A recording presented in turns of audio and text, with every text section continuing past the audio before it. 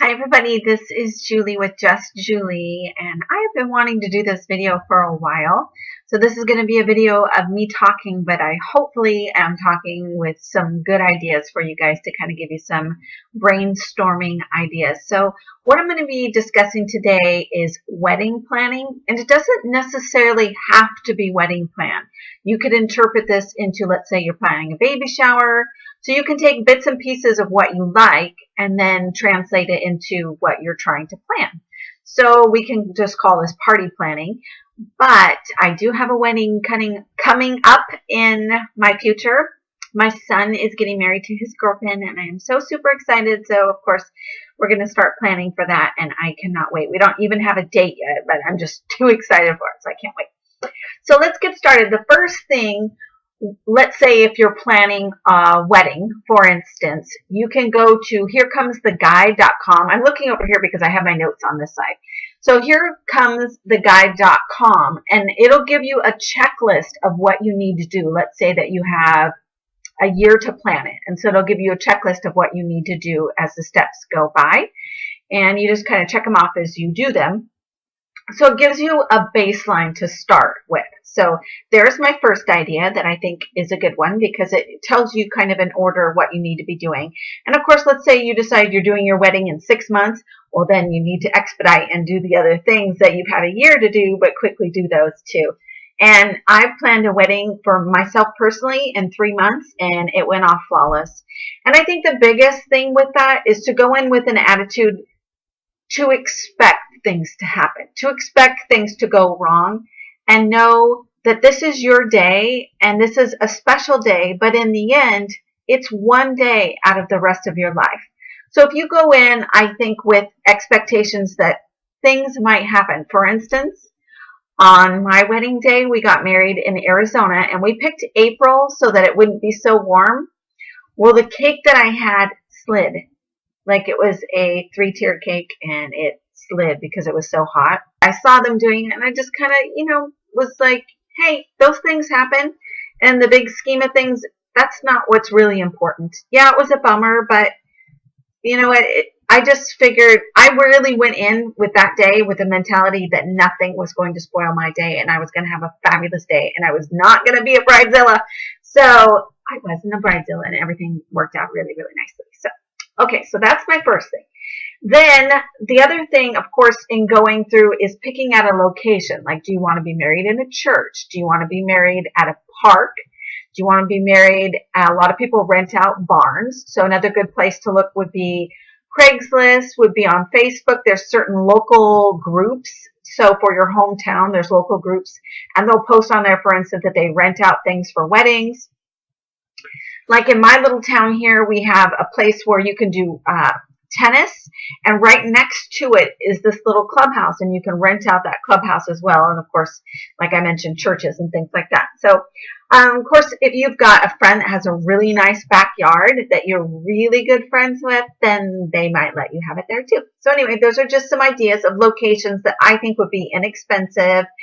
Instead of having, obviously, if you have it at a yacht club, it's going to be off the hook amazing. I had a cousin who was offered $25,000 toward their wedding, or $25,000 toward a home or what they need to get their life started, and they chose a $25,000 wedding. I'm so much more practical. I would have chosen to do a wedding, like my wedding cost me, with including my vacation, $6,000, which is a decent amount of money, but it wasn't over the top, and I was careful about what time I chose it, and that's another thing I'll talk to you guys about. If you have your wedding in the afternoon at 2 o'clock, or for instance, if you host a party at 2 o'clock, I love that time. You know why? After lunch, before dinner, and in particular, if you set it from, let's say, 2 to 4, then people are not expecting you to have a full-on meal. And you can say light hors d'oeuvres and drinks are served, or whatever the case may be. So anyway, keep that in mind. I think 2 o'clock is spectacular, but also being said, if you say you're going to start at 2, be sure to start at 2. So then there's that. Okay. Obviously, when you're doing any particular party planning, wedding, whatever it might be, do your budget. And so that way you can allot, whatever you think is reasonable for each different thing that you need to do. Let's say the table settings. Let's say if you want to give people party favors when they go home, location. So whatever the different things might be, if you're a bride, you're looking for a dress. So all those things need to be incorporated into your budget. And then of course you can adjust your budget accordingly, because let's say, what I did when I got married, I saved Michael's coupons. And I even had some of my friends go in with me at the same time. And I would go in each day and buy something different because it was close to me. And sometimes I would grab a group of friends and we all had coupons that we could get from the newspaper or print them off and then use them that way. So anyway, that's an idea too. If you've got time to plan, even in my case, when I had 3 months to plan, I used a coupon for everything, including at the time, I don't think they're doing it now, but at the time, Michael's was selling these really pretty metal arches, and they were on sale with the coupon for like $23. I used that metal arch. I wish I had a picture of it, but I don't. I used that metal arch and then got some really pretty, they're fake flowers, but they were gorgeous, and they have crystals on them, and I wrapped it all around that with some lights around the arch that I stood under. It was beautiful. And then at the time too, they carried pillars, so I had 2 gorgeous pillars on the side. And then I went to Ross actually, and I got these 2 really beautiful flower urns, and I set them on either side.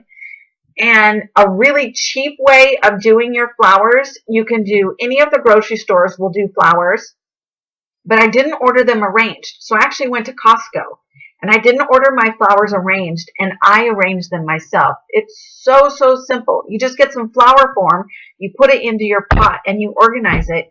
So I just did that the night before my wedding. I had all the flowers done, including the boutonnieres, including the flower that I was walking down the aisles with and my bridesmaids were walking down the aisles with. I just looked on YouTube. I learned how to do it. It was really as simple. I had irises. I took satin ribbon and I wrapped it around the base and all the way up of the iris, and then I tucked in pearl pins.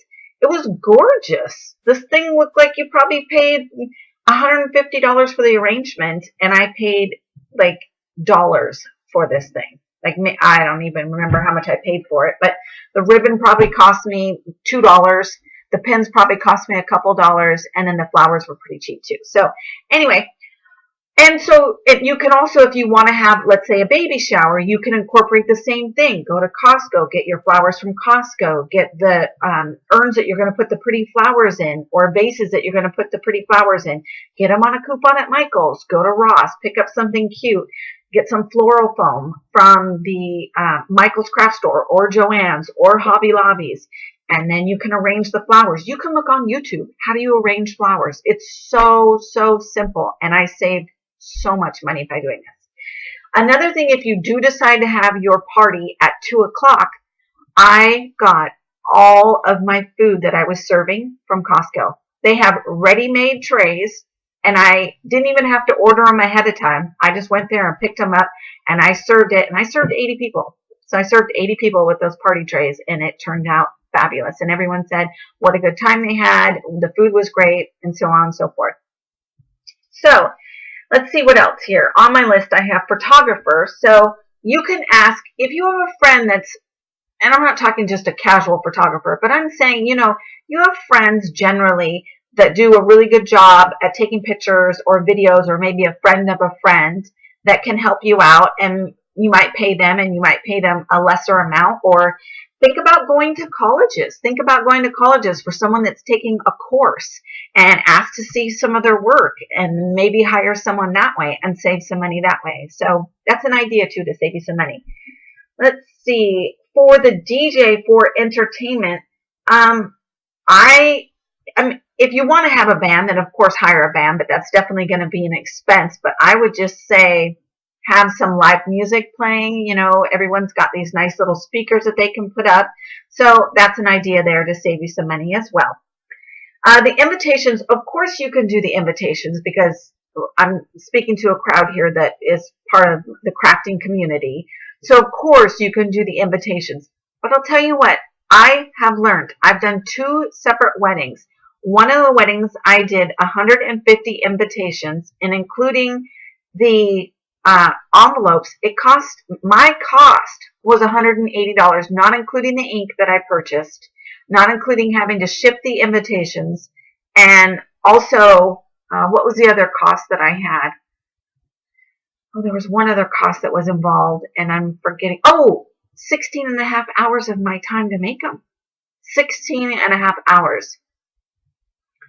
I have almost sworn never to do invitations again, because when you go to Michael's, you can buy kits that are so gorgeous, that are like $40, and you can use a coupon, and you get like 50 invitations. They're all pre-cut. All you have to do is just add on the bow to it, and it's so adorable. Another place, too, is if you go to Vistaprint, they have some really gorgeous ones that you can choose out. So I know that we're in the crafting industry, and it's super fun to do, but if you are planning the wedding and you're doing a lot of the wedding or a lot of the party planning, keep that in mind, because I can do Vistaprint for a gorgeous invitation for 80 cents an invitation, including the envelope. So for me, that is the way that I would go, because it's cheaper, I found, than trying to do purchasing it all separately and trying to get the fancy envelopes and stuff like that. So anyway, that's just my 2 cents for that. Now, an idea for the cake. Well, back when I got married, cupcakes weren't all the rage. They are all the rage now. And let me tell you what, you can make some cupcakes that are so incredibly adorable, and so decadent, and so beautiful that really watch a couple YouTube videos on decorating and how to do them. Or maybe you have a friend that's really good at it, and you've got your cake taken care of, because you can put it on a cake stand and do them in 3 tiers and have it be like as if you're having a wedding cake. If you're really adamant about having a wedding cake, here's a tip.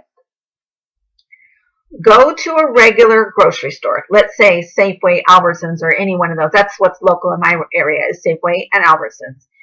Go to there and ask them, will you sell me 3 separate round cakes decorated any way that I like? I asked this question because my girlfriend said, it was her suggestion, so I can't take credit for this one. So my girlfriend said, just ask, because I couldn't believe at the difference in price. The same cake here in Washington State, where I live, was $180, was like $436 in Arizona. I thought, wow, what a difference in price, and I can't believe that. So my girlfriend said, why don't you call and ask them, and said if they'll do 3 separate cakes and decorate it any way that you want it. And I just wanted something so simple. On my cake, I literally wanted 3 dots, 3 dots, and 3 dots. I wanted that dot pattern that looked like a little triangle all over my entire cake. So it was really something simple to do. And so I said, would you be willing to do 3 cakes, and what would that cost? I think my total was like $40 some odd for 3 cakes. There was no filling or anything like that. But I went and bought the stands at Michael's, and I stood my cake up. So I had 3 tiers for like $42 for a gorgeous looking cake. So think about that also for if you want to do 2-tier cake for a baby shower or anything like that. So that's an idea. The other thing that I was going to talk about, if you do the 3 cakes, I think that's a great idea. But if you have more people, like they'll tell you how much the 3 cakes will be serving. And I needed to serve more. I needed to serve 80 people. So I got a sheet cake from Costco. I kept that in the back kitchen where nobody saw that. And I served out the sheet cake from the back. And then we started cutting the cake from the front that was all on the 3 tiers. So anyway, that's an idea too. So another idea that I have here is, and this will be my final idea. What I did, there was a dress that I thought was so beautiful and I really wanted it, but I didn't really want to spend that kind of money on it because I'm not the kind of person that'll save a dress and try to pass it on. Some people are, some people aren't. That's just not for me because I just don't think that's practical. Like I think my girls are going to want to pick out a dress that they really, really want. I went on David's Bridal. I saw a dress that I thought was gorgeous. I went searching on Craigslist. I went searching on, there was like a place, I can't remember, I don't want to say the knot.com, but it was something like that that had used dresses. And then I tried eBay, and I should have tried eBay first. I found the exact dress in the exact size that I want, and I bid on that, and I won that dress for $130, and it was new for over $500, which is darn cheap for a wedding dress. I know that. So I think it was even on sale at online at David's Bridal. But anyway, so I got it for $130. I wore that dress. When I got back from my honeymoon, put the dress back up on eBay. I said that I had worn it, and one person wore it before me, and I sold that dress for $139. So I sold it for more than me wearing it. So anyway, I just want to say there are definitely some tips out there, and I know there's some great sites too, like if you want to wear something fancier, there are some sites too that you can even borrow a dress online. So if you're not super sentimental when it comes to things like that, or that you don't plan on lending or passing that dress down to anyone in the family, just consider that for a money saving opportunity for you. So I hope these tips were helpful. Even if you just use one of the tips, I hope they're helpful for you, in particular when you're planning a party, or if you have a wedding to plan. And I wish you the best success, and I hope you save lots and lots of money, because that is my goal. I'm hoping that this is informational, so it'll save you guys money so that you can put your money toward anything else that you want. A honeymoon, wedding rings, a dream trip, whatever. If it's for a baby shower, then a fancy crib for a baby. So anyway, I'm just, hopefully this is some good ideas for you guys, and I hope you have a great day, everybody, and happy shopping. Happy planning, right? Okay, bye guys.